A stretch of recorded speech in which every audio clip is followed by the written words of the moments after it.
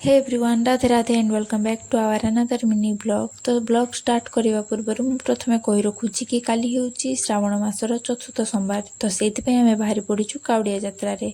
तो जीवा बाटर आमको गोटे जंगल मिलला जार दृश्य आपण तापर आम पहुँची जाइलु खुंटापाड़ नदी रे। नदी ठीक 17 किलोमीटर जीवा पर पड़ो माणती बाबा कखार बैद्यनाथ मंदिर।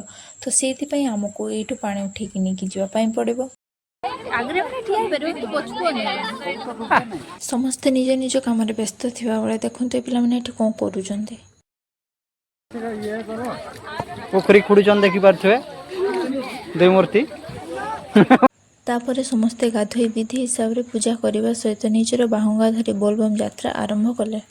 मंदिर में पहुंची पूजा कर सारा पर टाइम हो जाता 2:30। तो आम राति घर को न फेरी बाबा मंदिर में ही सकाल हबार अपेक्षा कर देखु। ये मंदिर में गोटे नियम अच्छी। नियम अनुଯାयी मंदिर में अर्ध परिक्रमा कराए। जदि आप पूरा परिक्रमा कर पुण्य शेष। तो से अर्ध परिक्रमा कराए। तो आम 2 जन मिसिक अर्ध परिक्रमा कलु। तापर ये देखु केते काउड़िया ठिया होती।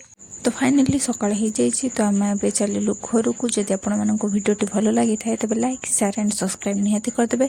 रोची टाटा बाय बाय।